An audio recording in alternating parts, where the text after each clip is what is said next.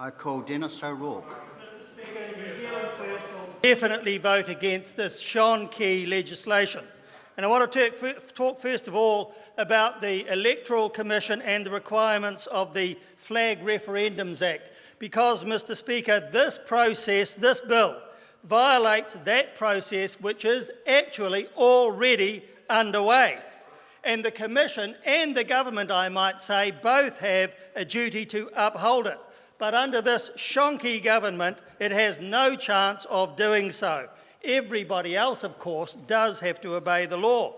But John Key, with the Greens and Labour's, I'm sad to say, tame compliance, simply override all that to their own convenience.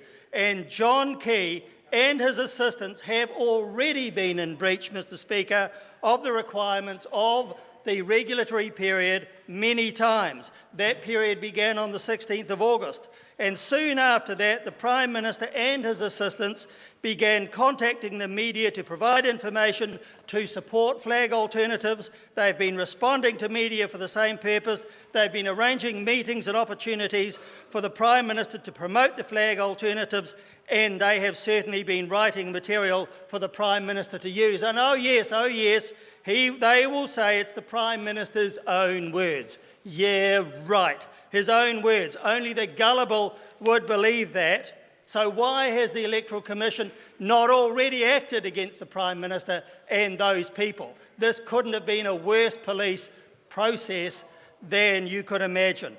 This bill makes a mockery of the parliamentary system, passing a bill with a government majority 1 month and then using urgency to override it the next while the process is already in train. Not because it's in the best interests of good government or the best interests of New Zealand, nor of sound democratic process, but solely for national government and political interests.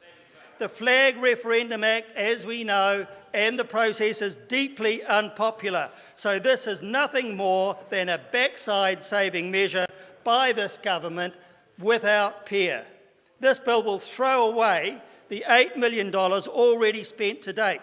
But in John Key's view, this is, quote, not a lot of money, unquote.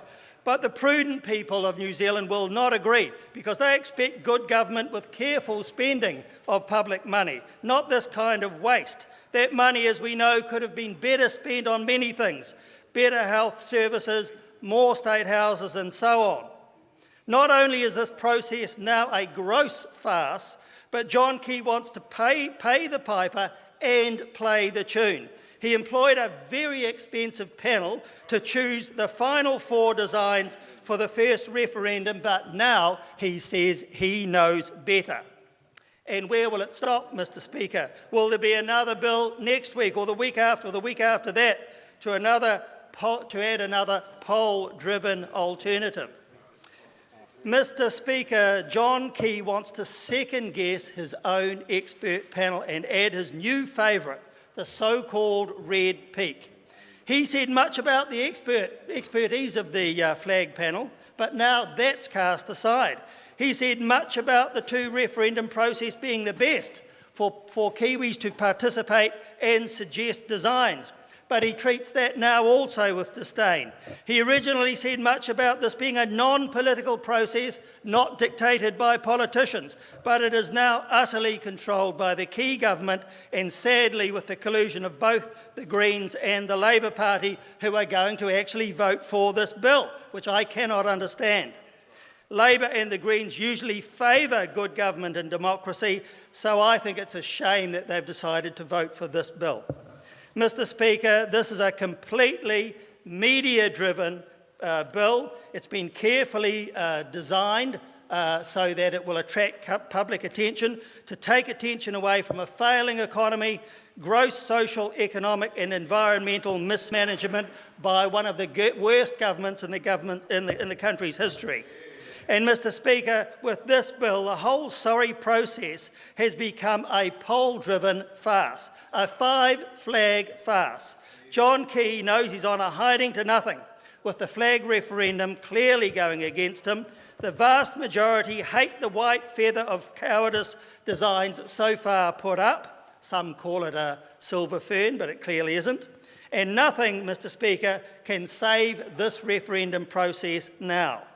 The red peak has been touted by some as that saviour, but the online poll upon which it is based has absolutely no integrity.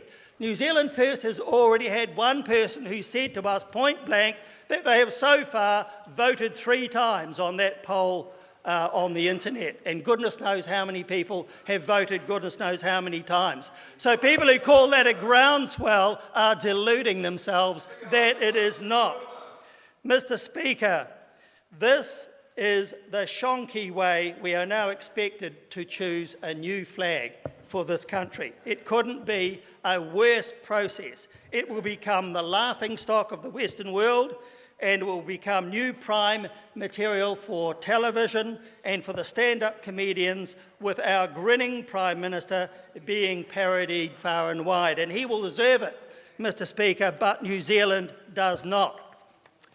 Mr Speaker, John Key is now grasping at straws, or perhaps red peaks, to save his pet flag project, and in the process has so compromised that process that it will now go down as his worst failure.